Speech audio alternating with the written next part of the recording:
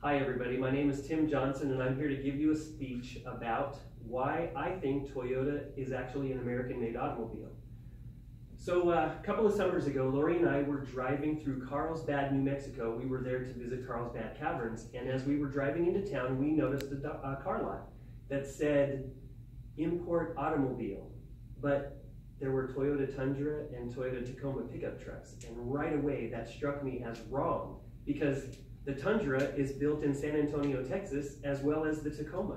So if they're imported, they were imported from Texas.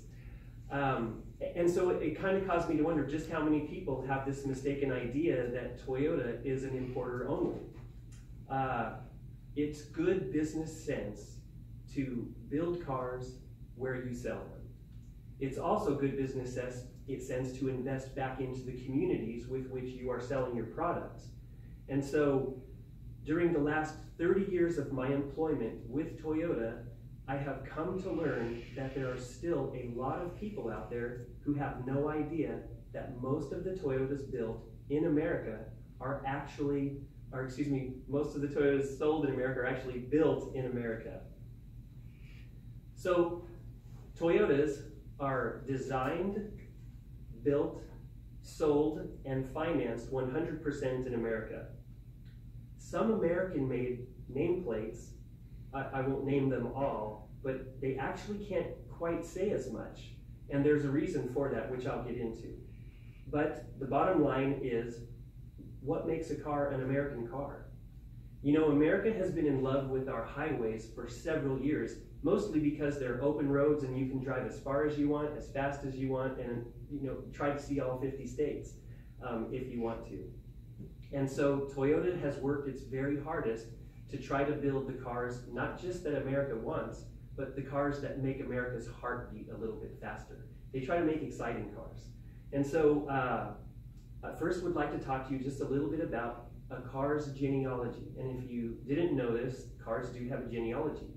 In 2007, the National Highway Transportation Safety Association created a law called the American Automobile Labeling Act. Now, the AALA label on an automobile tells you where the vehicle was built, where its parts were sourced from, and where the final manufacturer was from. And they have two key distinctions. So automobile assembly is separate from drivetrain assembly. And so if you'll follow my logic, the finished product doesn't necessarily all come from America or Mexico or Canada.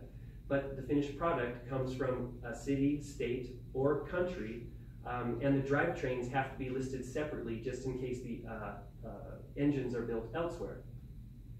So one thing that AALA does get wrong is they confuse the United States and Canada. So Canada is, according to the Big Three in Detroit, part of North America, which is why during the Super Bowl, you could see a Chrysler 300 ad advertising imported from Detroit, even though the American Automobile Labeling Act says that it was assembled in Canada. So with those two bunched together, it really confuses that person that's looking for the all-American buying experience. In total, there are 12 automobiles from the Big Three nameplates of American manufacturers that are assembled in Canada. More and more former importers like Toyota are building automobiles in America. BMW, Hyundai, Honda, Mercedes-Benz, and Volkswagen, to name a few, but none of them are bigger than Toyota. In 1957, Toyota decided they wanted to get into the American automobile market, so they imported a vehicle from Japan and sold it out of an old Rambler dealership in Hollywood. They didn't do so well, but they learned from that experience and they decided, we need to build cars here, we need to build cars for this community, we need to build the cars that these people want. And so they sought out a manufacturing factory in California called New United Manufacturing Motors Incorporated. Now that was a joint venture with General Motors where they built the Corolla right next to the Geo Prism back in the day. The factory has since gone defunct, but since that first experience with manufacturing in America, Toyota has built 14 automobile manufacturing plants in North America. And to go along with that, they are building a giant national headquarters right here in Texas. So when the sale happens, where does that money go? Well, the wisdom that you are told is that all money from Toyota goes back to Japan. But that's not necessarily true. The monies that change hands when you buy an automobile go to infrastructure, they go to employment growth, and they go to research and development. And with so many plants here in America, that money is staying right here at home. It would be a really bad business model to send the money back to Japan and fight exchange rates only to have operations costs come back from Japan to America and fight those same exchange rates. And so there's tax incentives that the government gives all manufacturers that assemble vehicles in the United States. And Toyota is definitely taking advantage of that. Another thing, Toyota has, in order to staff those 14 manufacturing plants, Toyota has 160,000 employees here in America. And so what that means is all of those people are earning a paycheck, all of those people are paying taxes, all of those people have their kids in Little League. So the money is staying right here at home. In total, with the manufacturing and the people that it takes to staff, Toyota has invested $20 billion in North America. Toyota cares as well. So they're not just investing for their own profit and well-being, they actually are one of the largest they're the most active in philanthropy. I was going to try to say philanthropy, but I don't even think that's a word. Toyota gives money to charities. So at my workplace, they have Toyota Cares drives, where if I donate $100, Toyota will match that $100 and they'll give $200 to the charity of my choice. Back in 2011, Toyota started a program called Cars for Good, 100 Cars for Good. And what they do is they take 100 automobiles and they give them to nonprofit organizations.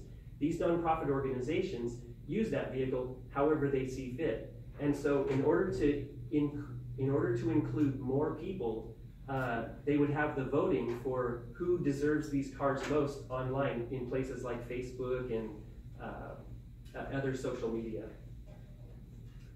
So if you get your charity nominated, Toyota doesn't just ignore you if you don't get one of the automobiles. Even if you don't get an automobile, Toyota gives $1,000 to the charity of, that was nominated. In total, Toyota has donated $550 million to charitable contributions nationwide. And that's a number that no automobile company has matched before or since. So the bottom line as far as the finances go is nobody knows how much money, if any money, goes back to Japan. But this is one thing that you can be sure of. You can follow the money. You can see how Toyota invests the money back into its people. Toyota pays taxes. Toyota is actually exchanged on the New York Stock Exchange, and so they sell stocks, and so they have shareholders that they're responsible to. And those shareholders, they can be people like you and me. Those stocks are open for anyone to purchase. So they're a leader in philanthropy. They're a leader in philanthropy. Got it that time. They're traded on the New York Stock Exchange. They have 14 factories in North America.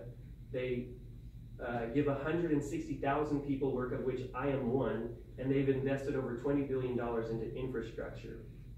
You know, the one thing that I like most about working for Toyota is the fact that I know that when I'm buying my Toyotas, I feel confident that I'm buying an American car. The car was, as I mentioned earlier, it was designed by an American, it was built by an American, and it was sold by an American, and it was financed by an American. In fact, the Toyota Tundra that we build right here in San Antonio, Texas, it boasts an automobile team that designed and planned it from Detroit, Michigan. So we've gone right into the belly of the beast to learn how to design our trucks better for the American market. In short, when you buy Toyota, you can be confident that you're buying an American automobile. and you can know that the money that you spend is staying right here at home and it's not going to support foreign interests. And that's all I have. Exactly 10 minutes. Oh! I rambled a little bit there, guys. Sorry.